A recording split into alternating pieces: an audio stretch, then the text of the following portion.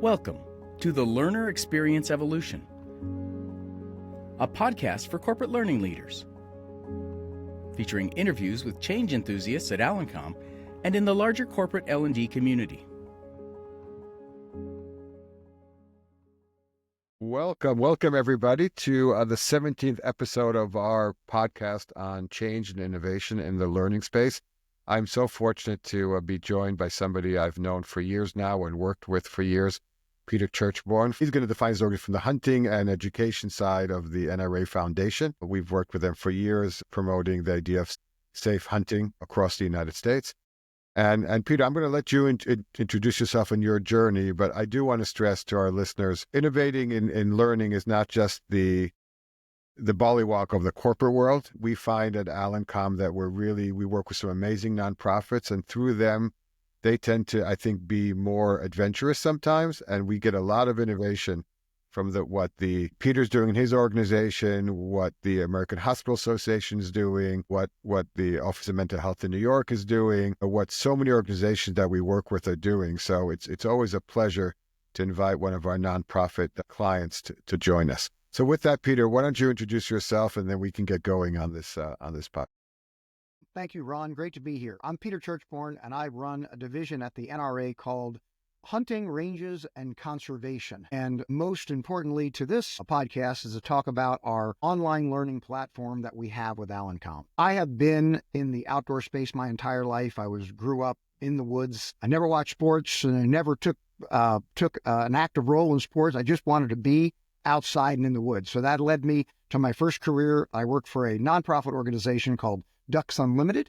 I was a fundraiser doing fundraising for conservation work across the United States. I was there for almost 18 years. And then I was recruited to come over to the NRA to help them manage and increase the programs that they do for the American hunter, which led us to our online learning platform.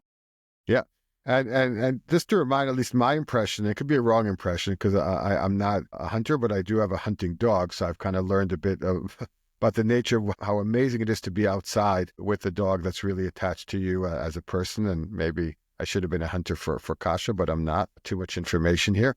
But I will say there's always places to innovate in one of the oldest sports in the country. I think the sport of hunting, the necessity of hunting is part of the stories that we hear from our founding fathers. And, we're almost 250 years ahead of that now. And so I'm fascinated by the idea on where do you innovate to a population that's learned what they know from their grandfathers, from their fathers, from their brothers, their sisters. I don't want to say this is just a male endeavor. So talk a bit about what does innovation mean? What does change mean in the world of hunting and hunting safety? Sure, that's a great question because it leads us to exactly what we did. Actually, back in 1949, the NRA was the organization that started the first hunter safety programs in the United States. We wrote a curriculum. It was in a small little book. Back in 1949, hunter education was pretty simple. You had to be safe with a firearm in the field, and then you had to do some wildlife identification. It's come a long way in those years since 1949, and that's why we actually started this online program. We wanted to get back into how people were learning hunter education. We were doing some research on online platforms internally for some other things that we were doing, and that led us to, oh my goodness, we have a great opportunity to serve America because we are the founders of hunter education and gun safety training. It's kind of perfect to go together. And we discovered that hunter education was being trained online for about 12 years prior to us learning we could do it ourselves. And it was serendipitous that we got into this because we had an executive that wanted to learn to hunt, and they came to me and they said, teach me to hunt. And I said, okay, well, you got to get your hunter safety first. And they're like, well, okay, we'll look online to see where there's an in-person class. In Virginia, the closest in-person class was 8 hours away, and it was 4 months down the road. But we saw that there was an online class being taught by a vendor. So I said, well, take that thing, and then we can cross off the box of hunter safety and get you out hunting. So while he's taking that course, I'm checking in on him from day to day because it's a required mandatory requirement of 8 hours of instruction online. So I would look over his shoulder every now and again, and I would look at this, what I considered a poor representation of how you would train somebody in an online platform. And at the same time, we were looking at online training to do some other stuff we were doing in the building. And so I said, whoa, we can do that better. And I've seen examples of what is available in the world. And so that came about of us deciding that we were going to build the best in-class online hunter education program in the country, if not the world. And the key is we gave it away for free because it was delivered out of our foundation. Yeah, and it's interesting. I'll draw a corporate parallel. So corporations don't charge their employees to take compliance training. In fact, in some cases, the employees would pay their company not to have to take the compliance training. So, but if you think about it, issues, we have 50 states, all different states. The issue of safety, there's hunting in almost every state. I don't know, is there a state where there's no hunting? Every state. Every state. And it has to do with safety. It has to do with sometimes unlearning bad lessons you may have learned, from your relative who maybe hunted in a day. Especially for our older hunters, our advanced aged hunters, absolutely, there's some unlearning that needs to be done. So if you think about it, though, the status quo, because what I hear when I think about our banking clients and our hospital clients and our insurance clients is sometimes innovation is just not accepting the status quo. In your case, you said you looked at what was out there and said that is not what should be done, can be done, and you tied it into the mission and vision of your organization. And I think I try to draw a parallel for our other nonprofit clients and our for-profit clients. Is innovation sometimes is all about saying we can do better. So now let's go from there. What does it mean to do better? And how do you balance that with the constraints of your learners themselves? The time they have, you work with, 50 jurisdictions of different states. How do you balance innovation with the things that constrain innovation? So it's interesting because, as I mentioned, it was the perfect setup. And we weren't even thinking about doing an online class. It was just, I knew we could do something better and I saw what could be done. So it just came together at the right time. I was tasked with creating better programs. And I was like, what better program than make an online course that is better than what's currently available that people were paying for? And it was not really that difficult because the other courses were so poor. It was not that hard. And we didn't start with Alencom. We started looking at other platforms and we went into the full filming. We took about a year and a half to write the curriculum.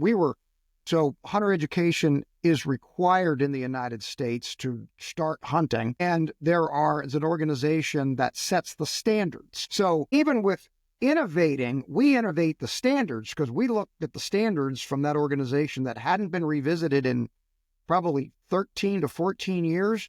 And we know that the hunting industry had changed dramatically from how people use tree stands to the firearms they use, to the technologies being used, and the standards weren't updated. So the first thing we did was we innovated by coming up with our own standards. And I always say that our course has 30% better standards than the standard setting organization because it was built by lifetime hunters, myself and Matt Fleming, who was a big part of building this. Between the two of us, we probably have 100 years of experience in the field, and we knew that we could do better. Yeah, and again, that I just can't help draw the parallels, with any organization that gets standards. We think of our banking clients. I don't want to bore you, Peter, but they have so many standards they have to comply with. Regulations, probably. Yeah. Regulations from FINRA and other organizations.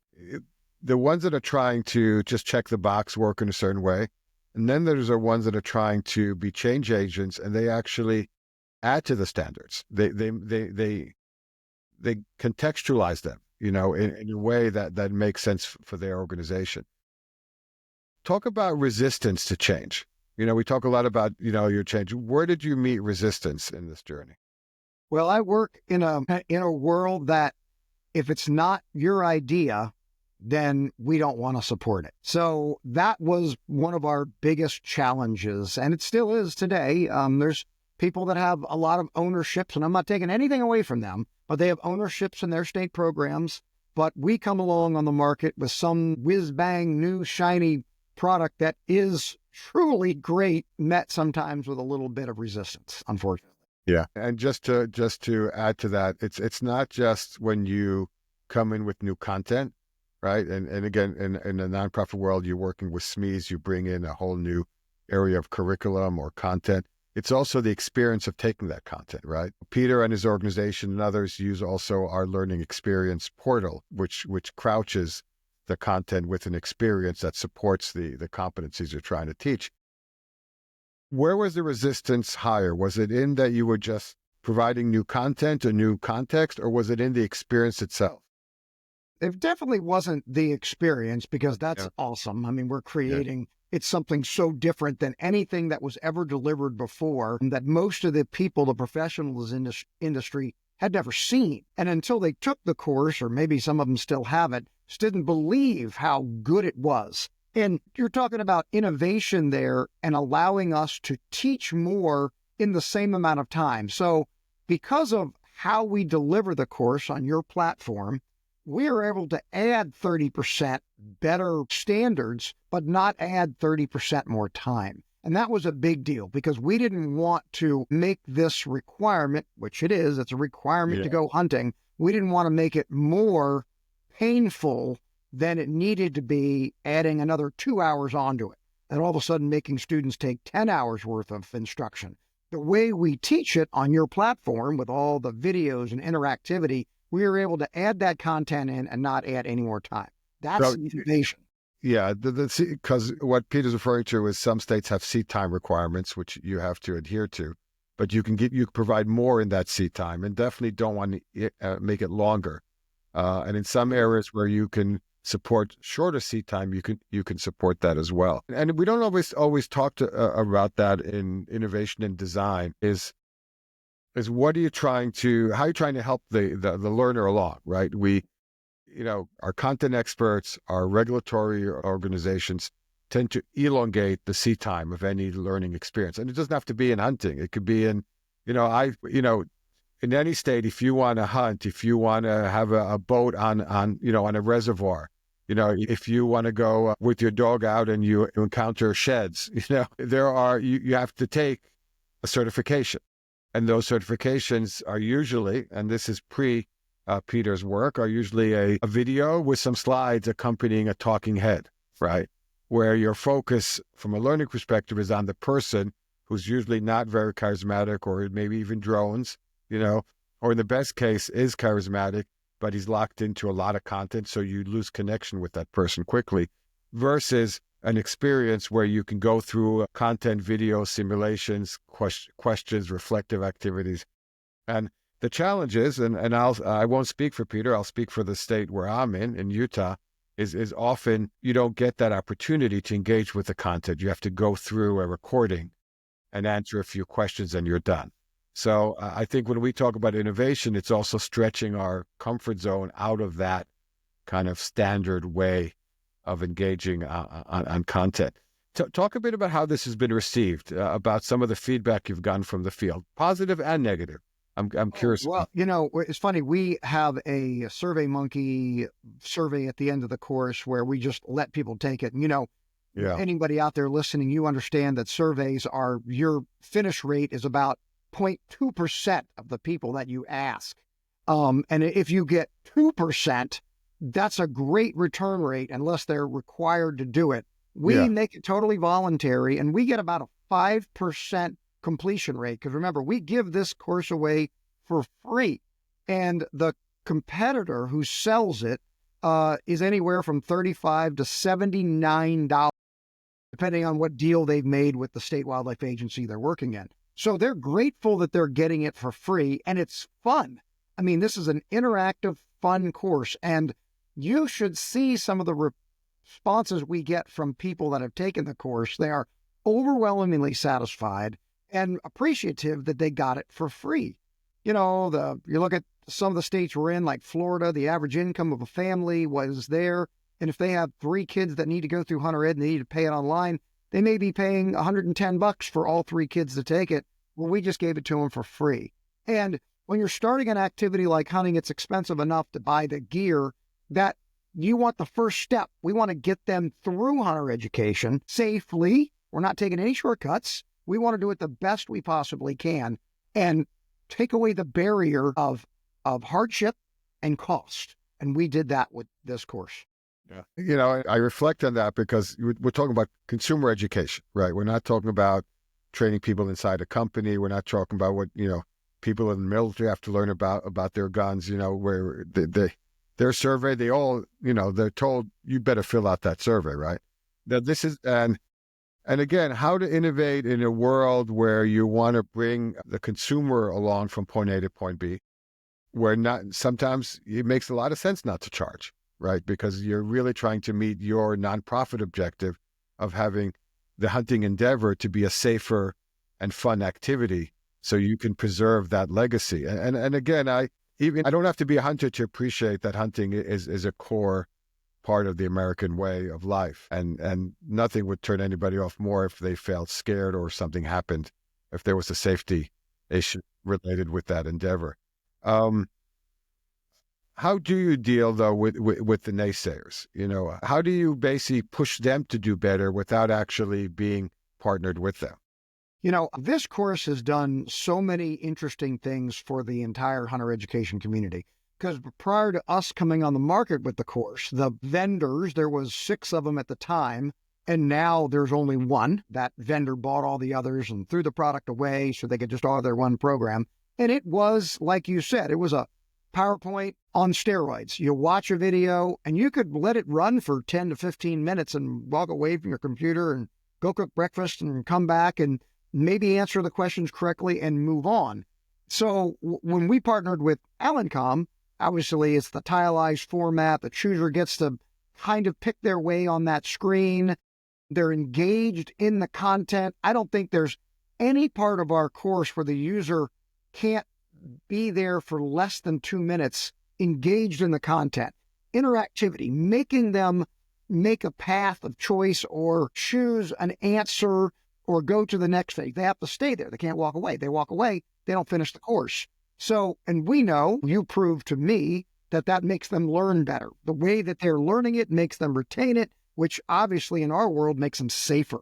That's what we want. We want them to leave this course being safer hunters in the field. And that course made us do that. But also, innovation-wise, because we delivered this massive change to the industry, the vendor who charged for it had to change their course. They had to stay competitive with the market. And one of their employees, actually, that doesn't work for them anymore, said to me at one time, you innovated them to make them have to change their course. So we probably certify a quarter of American hunters while they're still certifying probably half of them, and then the other people take it in a classroom format. Yeah. But through our making a great course, made them make better content. So at the end of the day, we have also helped make people safer by making them do better. Yeah, and just a reminder, guys, one of our earlier episodes with USAA Clay, kind of we had the inversion. So John Nelson, yeah. Yeah, the idea that you can make people safer, you can make them more enthusiastic about it. And we'll put some screenshots, I'm sure Peter wouldn't mind, of the course that you guys do in our show notes down so people could see that if they want. And we've won awards with our clients for some of these programs.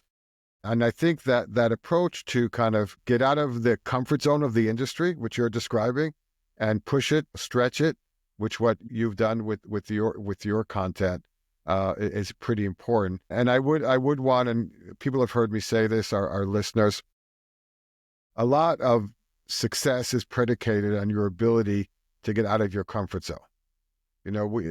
Learning, training, changing opinions, adding competency, those are creative endeavors. So it's not something that we could dial into a computer. No matter what AI is going to give us over the next few years, we still need that penny to drop when it comes to the way we learn. And I think there's a lot to be said for stretching out of that comfort zone and reaching a point where you can kind of shake things up. In your case, you shook up the industry. Now, again, These are our nonprofit clients. They're not there to make money off their content, but they are there to make an impact. And Absolutely. and so I think what I've heard you say is your impact goes well beyond the participants and the states that use your content. It's actually impacting all the states, those that use your content and those that do not. And that's Absolutely. And, there's been so many, we've had 500,000 completions of this course so far, but it has led to so many other relationships like we've done with the Boone and Crockett Foundation. That's right. The one that came in with the First Hunt Foundation, creating their training course, and then obviously USA Clay Targets. So other people are seeing this way to teach, this new concept of how you learn online, instructional design. I never knew what that was till I met you all. I'll go to the woods. I don't know anything about this. I've learned so much from you all, but it has helped so many people be safer, but also we have shown the technology to help other organizations. I think just a school just joined up with you all. From one of their students taking our course, he emailed me and he said, "Who did this phenomenal course?" And I made the introduction, and I understand the other day they're signed up and you're going to make a course for their private school. Yeah, we love education. And again, I think consumer-facing stuff is very unique. I would love people to see some of the visuals we've created for you and other similar organizations. Just to get us kind of towards the end, I mean, to wrap up, you've done a lot to impact people. You mentioned 500,000 completions and what you've done for the industry. And we're so proud of this partnership. Let's make it personal for a second. You look back, and again, I'm not going to say you've been an instructional designer for 30 years like me, but you've definitely been outdoors probably 30 times more than me, over those past 30 years. If you were standing in a place, to go back in time and talk to yourself in the beginning of your journey in this whole area of hunting education, maintaining that beauty, that, not going to call it an art form, but that tradition of American culture, what would you tell yourself to make your journey so much better over these past 30 years? Yeah, relation to this course, definitely I was fortunate that I had support from behind to do this. Yeah. Because doing it in today's world would have been so much harder, just the environment that I have right now versus the environment then. But also, if I hadn't pushed, and I probably could have pushed a little harder to do a little more, is to push the envelope. And I am an envelope pusher. Some people will call me that and other things. But I definitely would recommend that if you believe in something and it can make a difference.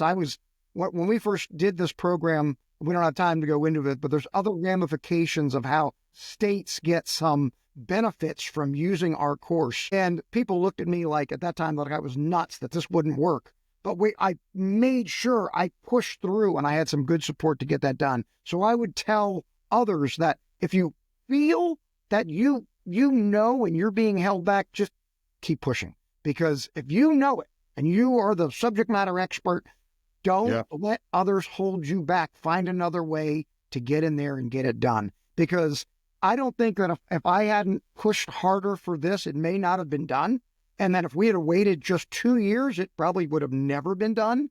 And it has changed so much for so many people. Well, that's fascinating. And I think teaching our younger selves to be less risk aversive and push what we believe in is something, it's a good lesson for us all. With that, guys, I'm going to wrap up our latest episode. I want to thank you for joining us. I want Peter for being such a good partner with Alencom and also for joining me. And you've inspired me to get out there more. So I will do that as well. Thank you, everybody. Thank you. Bye-bye. Thank you for joining the Learner Experience Evolution.